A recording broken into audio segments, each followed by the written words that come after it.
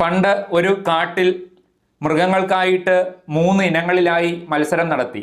മരം കയറ്റം, നീന്തൽ, ഓട്ട മത്സരം. മരം കയറ്റത്തിൽ കുരങ്ങൻ ഫസ്റ്റ് അടിച്ചു. പക്ഷേ നീന്തലിൽ ദയനീയമായി പരാജയപ്പെട്ടു. നീന്തലിൽ മുതല ഫസ്റ്റ് അടിച്ചു. പക്ഷേ ഓട്ട മത്സരത്തിൽ പരാജയപ്പെട്ടു. ഓട്ട മത്സരത്തിൽ കുതിര ഫസ്റ്റായി. പക്ഷേ മരം കയറ്റത്തിൽ പരാജയപ്പെട്ടു. ഇതിൽ നിന്നും നിങ്ങൾക്ക് കാര്യം മനസ്സിലായി കാണും. മോഹൻലാൽ മികച്ച നടനാണ്. പക്ഷേ അദ്ദേഹം ഒരു ക്രിക്കറ്റ് മത്സരത്തിൽ പങ്കെടുത്താൽ എന്തായിരിക്കും അവസ്ഥ? സച്ചിൻ നല്ല ഒരു ക്രിക്കറ്റിൽ ഒരു നല്ല ഇതിഹാസമാണ്. അദ്ദേഹം ചരിത്രം രചിച്ച വ്യക്തിയാണ് അദ്ദേഹം, അല്ലേ? വെറും ഒരു ക്രിക്കറ്റ് കളിക്കാരനല്ല, ചരിത്രം രചിച്ച വ്യക്തിയാണ് സച്ചിൻ. അദ്ദേഹം സിനിമയിൽ ഒരു മത്സര ഇനത്തിൽ അഭിനയിക്കാൻ വേണ്ടി വന്നാൽ എങ്ങനെയിരിക്കും? അഭിനയം ഒരിക്കലും അദ്ദേഹത്തിന് പെർഫോം ചെയ്യാൻ പറ്റുന്നൊരു മേഖലയല്ല. ഇത് എന്തിനാണ് ഇവിടെ പറഞ്ഞത് എന്ന് ചോദിച്ചാൽ, നമുക്കൊക്കെ ജീവിതത്തിൽ സംഭവിക്കുന്ന പരാജയങ്ങളുടെ കാരണം ഇതാണ്. സെൽഫ് അവെയർനെസ്, സ്വയ അവബോധം. നമുക്ക് ഏതൊക്കെ മേഖലയിൽ കഴിവുണ്ട്, ഏതൊക്കെ മേഖലയിൽ കഴിവില്ല, അത് നമുക്ക് തന്നെ തിരിച്ചറിയുന്നില്ല. ശരിക്കും യഥാർത്ഥത്തിലുള്ള നമ്മൾ തന്നെ തിരിച്ചറിയുന്നില്ല എന്നുള്ളതാണ് സത്യം. നമുക്ക് നമ്മളെ പറ്റിയുള്ള കാഴ്ചപ്പാട് മറ്റുള്ളവരിൽ നിന്ന് കിട്ടിയതാണ്. നമ്മൾ കുട്ടിയായിരിക്കുന്ന സമയം തൊട്ട് തന്നെ പല കാര്യങ്ങളിലും മറ്റുള്ളവർ അഭിപ്രായം പറയുന്നത് നാം കേൾക്കും. അത് നമ്മുടെ ഉപബോധ മനസ്സിനെ സ്വാധീനിക്കും.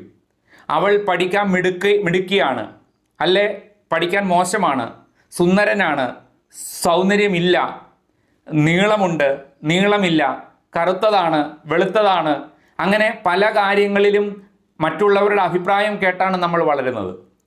ചില കാര്യങ്ങളിൽ അത് പോസിറ്റീവായിരിക്കാം, മറ്റു ചില കാര്യങ്ങളിൽ അത് നെഗറ്റീവായിരിക്കും. ആൾക്കാരോട് പെട്ടെന്ന് കോപിക്കുന്ന, പെട്ടെന്ന് തർക്കിക്കുന്ന, വഴക്കുണ്ടാക്കുന്ന ഒരു സ്വഭാവമുള്ള കുട്ടി മറ്റുള്ളവരുടെ വാക്കുകളിൽ നിന്ന് അത് മനസ്സിലാക്കുന്നത് അതൊരു മിടുക്കായിട്ടാണ്. അവൻ്റെ അടുത്ത് എന്തെങ്കിലും പറഞ്ഞു കഴിഞ്ഞാൽ അവൻ ഉടനെ തിരിച്ചു പറയും. ആ തരത്തിൽ പ്രോത്സാഹനം എന്നുള്ള രീതിയിലായിരിക്കും ചിലപ്പോൾ മുതിർന്നവർ അത് പറഞ്ഞു കൊടുക്കുന്നത്. അപ്പം കുട്ടിയുടെ മനസ്സിൽ പതിയുന്ന ചിത്രം അതെൻ്റെ ഒരു കഴിവാണെന്നാണ്. സത്യത്തിൽ അത് കഴിവുകേടാണ്. വികാരങ്ങളെ നിയന്ത്രിക്കാൻ, ദേഷ്യത്തെ നിയന്ത്രിക്കാൻ ആ കുട്ടിക്ക് കഴിവില്ല. പക്ഷേ അവൻ്റെ മനസ്സിൽ പതിയുന്നത് അതൊരു കഴിവാണെന്നാണ്, തെറ്റായിട്ടാണ് അവൻ മനസ്സിലാക്കുന്നത്. അതുകൊണ്ടാണ് ഞാൻ പറഞ്ഞത്, യഥാർത്ഥത്തിലുള്ള നമ്മളെ നമ്മൾ പോലും തിരിച്ചറിയുന്നില്ല. മറ്റുള്ളവർ മനസ്സിലാക്കിയ നമ്മളെയാണ് പലപ്പോഴും നമ്മൾ മനസ്സിലാക്കുന്നത്. അതാണ് ജീവിത പരാജയത്തിൻ്റെ ഏറ്റവും പ്രധാനപ്പെട്ട കാരണം. അതുകൊണ്ട് ഇവിടെ പറയുന്ന സബ്ജക്റ്റ് ഇതാണ്: നിങ്ങളിലെ നിങ്ങളെ നിങ്ങൾ തിരിച്ചറിയുക. നിങ്ങൾക്ക് ഏതൊക്കെ മേഖലയിൽ കഴിവുണ്ട്, ഏതൊക്കെ മേഖലയിൽ കഴിവ് കുറവുണ്ട്, നിങ്ങളുടെ സ്ട്രെങ്ത് ഉള്ള മേഖല ഏത്, വീക്ക് ആയിട്ടുള്ള മേഖല ഏത്, എവിടെയാണ് കൂടുതൽ മെച്ചപ്പെടുത്തേണ്ടത്, എവിടെ മെച്ചപ്പെടുത്തിയാലാണ് നിങ്ങൾക്ക് കൂടുതൽ ഗുണം കിട്ടുക, ഇത് സ്വയം മനസ്സിലാക്കണം. ഇപ്പോൾ ഒരു ചോദ്യം ഉണ്ടാകും, എങ്ങനെ മനസ്സിലാകും? മനസ്സിലാകാൻ വേണ്ടിയിട്ട് നമ്മൾ പേഴ്സണാലിറ്റി ട്രെയിനിങ്ങുമായിട്ട് ബന്ധപ്പെട്ട്, പേഴ്സണാലിറ്റി ഡെവലപ്മെൻറ്റുമായിട്ട് ബന്ധപ്പെട്ട് കാര്യങ്ങളിലേക്ക് കൂടുതൽ ശ്രദ്ധിക്കുക. അത്തരം വീഡിയോസ് കാണുക, അത്തരം പുസ്തകങ്ങൾ വായിക്കുക, അത്തരം ആൾക്കാരുമായി കൂട്ടുകൂടുക, നമ്മളെ നമ്മൾ തന്നെ വിശകലനം ചെയ്യുക, മാറ്റത്തിന് തയ്യാറാകുക, ഒരു ഗ്രോത്ത് മൈൻഡ് സെറ്റ് ഉണ്ടാക്കുക. അപ്പം അങ്ങനെ നമ്മളുടെ ചിന്താഗതി തന്നെ മാറ്റുക. അതുകൊണ്ട് കിട്ടുന്ന മെച്ചം എന്താണ്? സെൽഫ് അവെയർനെസ് കൊണ്ട് കിട്ടുന്ന മെച്ചം എന്താണെന്ന് ചോദിച്ചു കഴിഞ്ഞാൽ, നമ്മളെ തന്നെ, അതായത് നിങ്ങളെ തന്നെ നിങ്ങൾ ഫോക്കസ് ചെയ്യുന്നതിന് പറയുന്ന പേരാണ് സെൽഫ് അവെയർനെസ്, സ്വയ അവബോധം. അത് കിട്ടണമെങ്കിൽ നിങ്ങളുടെ കഴിവുകളും കഴിവുകേടുകളും നിങ്ങൾക്ക് തിരിച്ചറിയണം. നിങ്ങൾക്ക് ഏതൊക്കെ മേഖലയിൽ പെർഫോം ചെയ്യാൻ പറ്റുമെന്ന് നിങ്ങൾ തിരിച്ചറിയണം. അത് നിങ്ങളുടെ പേഴ്സണൽ ലൈഫിനും പ്രൊഫഷണൽ ലൈഫിനും കൂടുതൽ മേന്മ തരും.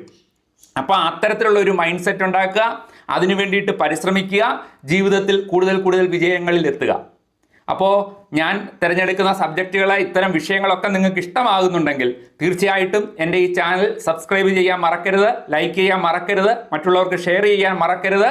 മറ്റൊരു ദിവസം മറ്റൊരു വീഡിയോയുമായി വീണ്ടും കാണാം.